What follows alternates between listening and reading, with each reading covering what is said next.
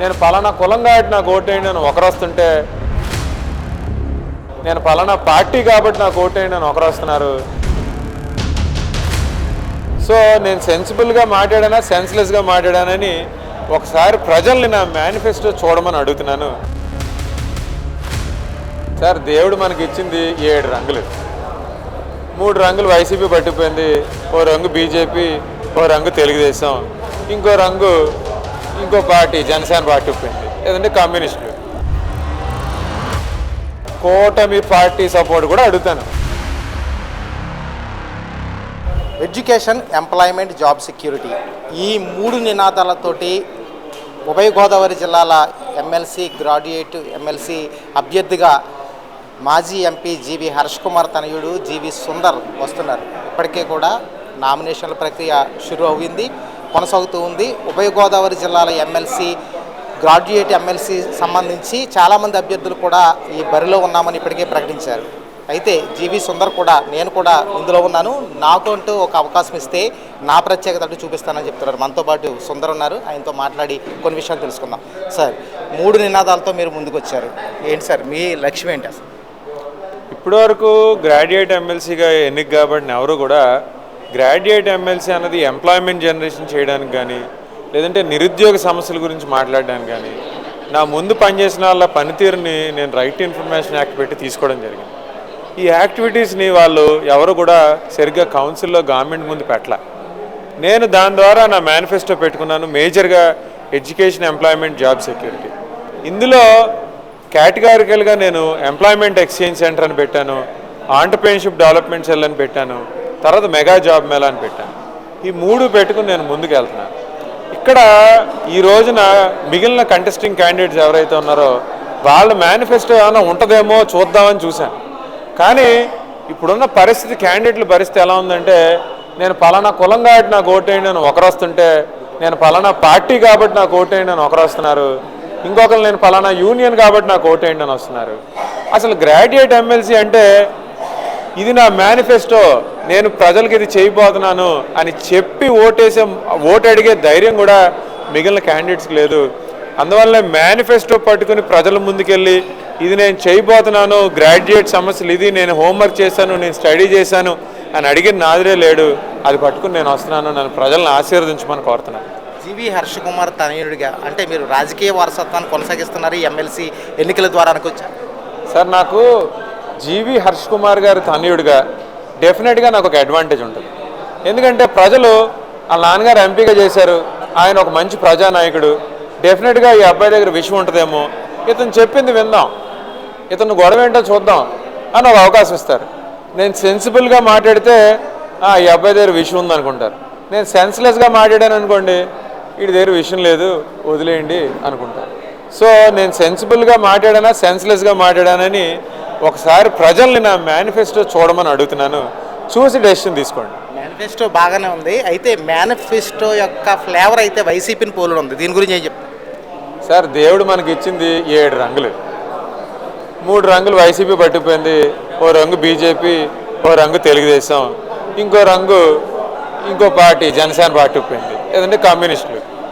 ఇలా పట్టుకుపోయిన తర్వాత ఇంక నా దగ్గర మిగిలిన్నాయి ఏమున్నాయి? ఏమీ లేవు. అంటే కాంబినేషన్ అలా ఉంది కదా. నాకు బ్లూ అన్నది బహుజన వర్గానికి సంబంధించింది, వీఆర్ ఒరిజినల్ బ్లూస్. నా దాంట్లో బ్లూ ఉంది. డెఫినెట్గా గ్రీన్ అన్నది రైతులకు సంబంధించింది, కార్మిక కర్షక వర్గాలకు సంబంధించింది. వైట్ పీస్ నాకు ఇష్టమైన రంగులు సార్, నేను పెట్టుకున్నాను. అది వైసీపీ అని మీరు అనుకుంటే నాకు పోయిందేం లేదు, అవి నా రంగులని నేను అనుకుంటున్నాను. నేను వైసీపీ పార్టీ సపోర్ట్ అడిగాను, ఎమ్మెల్యేల దగ్గరికి తిరిగి అడుగుతున్నాను, కమ్యూనిస్ట్ పార్టీల సపోర్ట్ అడిగాను, ఉపాధ్యాయ సంఘాల సపోర్ట్ అడిగాను, కూటమి పార్టీ సపోర్ట్ కూడా అడుగుతాను. నేను క్యాండిడేట్ని, ఎవరి దగ్గరికి వెళ్ళినా అందరి సపోర్ట్ అడుగుతాను. ఇప్పటికీ వైసీపీ పోటీలో లేమని ప్రకటించింది. అయితే వైసీపీ పార్టీకి చెందిన చాలామంది నేతలు ఇప్పటికే పోటీలో ఉన్నారు. మిమ్మల్ని కూడా అలా ఆ కోవకు చెందిన నాయకుడిగా అనుకోవచ్చా? సార్, ఒక్కడన్నా మేనిఫెస్టో చూసారా మీరు? ఎవరి దగ్గర మేనిఫెస్టో లేదు. నేను పలానా పార్టీ, మన పలానా కులం, నేను పలానా యూనియన్, ఇదే మాట్లాడుతున్నారు. గ్రాడ్యుయేట్ ఎమ్మెల్సీ అంటే ఒక నిర్దిష్టమైన మేనిఫెస్టోతో ముందుకు రావాలి.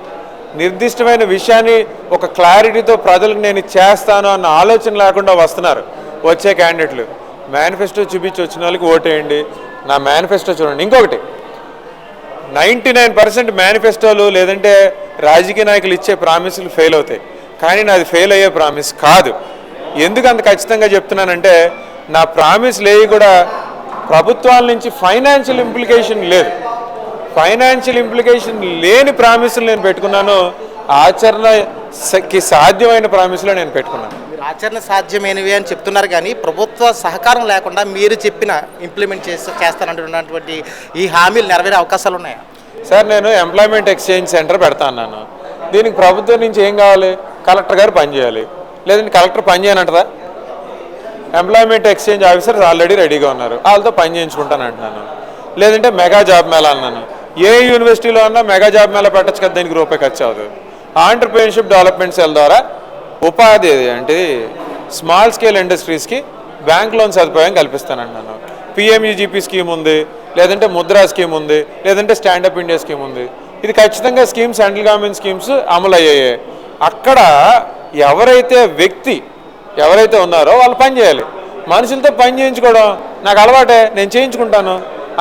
ఇందులో గవర్నమెంట్ దగ్గర నుంచి లేదంటే చంద్రబాబు నాయుడు గారు 20 లక్షల ఉద్యోగాలు క్రియేట్ చేస్తాను, లేదంటే 100 కోట్లు తీసుకొచ్చి ప్రతి ఒక్కరికి 5,000 పని చేస్తాను, ఈ ఫేక్ ప్రామిస్. లేదంటే ప్రభుత్వ ఉద్యోగస్తులకు ఓపీఎస్ తీసుకొచ్చేస్తాను, ఫేక్ ప్రామిస్. నేను ఏమి ఇవ్వట్లేదే. ఆచరణ ఏదైతే నేను చేయగలను, ఫైనాన్షియల్ ఇంప్లికేషన్ లేదో అయ్యే పెట్టుకున్నాను నేను నా మేనిఫెస్టోలో. ఎవరికన్నా అవన్నీ పెట్టుకున్నారా? ఎవరు పెట్టుకోలే. ఇప్పటికీ మీ నాన్నగారు హర్ష్ కుమార్ మీతో పాటు ప్రెస్ మీట్లో పాల్గొన్నారు. అంటే మీ నాన్నగారు మీతో ఉండడం వల్ల అడ్వాంటేజ్ అనుకోవచ్చా, డిసడ్వాంటేజ్ అనుకోవచ్చా? 100% హర్ష్ కుమార్ గారు ప్రజానాయకుడు అండి. ఆయన ఉండడం వల్ల నాకు 100కు 100 అడ్వాంటేజ్. అసలు ఆయనే లేకపోతే నా మాట ఎవడుంటాడు? హర్ష్ కుమార్ గారు అబ్బాయి కాబట్టి ఫస్ట్ నా మాట వింటారు, తర్వాత డెఫినెట్గా నా మేనిఫెస్టో మాట్లాడుతుంది నా గురించి. నా వర్గాలు దూరం అయ్యే అవకాశాలు ఉన్నాయి. హర్ష్ కుమార్ గారు ప్రజానాయకుడు సార్. ఆయన దళిత నాయకుడు అని మీకు అనిపించవచ్చు. ఆయనది ప్రజల గొంతు.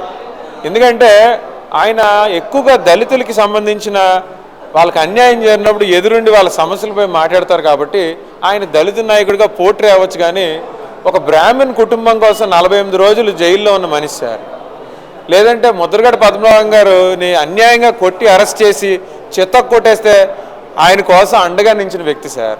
ఈయన ఒకరి కోసం కాదు, కష్టంలో ఉన్న ప్రతి ఒక్కరి దగ్గరికి వెళ్ళి అండగా నిలిచిన మనిషి హర్ష్ కుమార్ గారు. ఒక ప్రజానాయకుడు. డెఫినెట్గా ఆయన వల్ల నాకు అడ్వాంటేజే. సుందర్ గారు ఆలస్యంగా వెలుగులోకి రావడానికి కారణం ఏంటి? నేను ఇప్పటివరకు వ్యాపారాలు చేసుకున్నాను సార్. నేను అంటే ప్రెస్ మీట్లు అయితే పెట్టలేదు, కానీ గ్రౌండ్ లెవెల్లో ఇప్పటికి నేను ఒక 400 జిల్లా పరిషత్ స్కూల్ తిరిగాను, ఒక 40 ప్రైవేట్ కాలేజెస్ తిరిగాను. అక్కడ ప్రతి ఒక్కరు ఒకటే చెప్తున్నారు, మీ మేనిఫెస్టో బాగుంది. ఇప్పటివరకు అసలు ఆ గొడవే లేదు.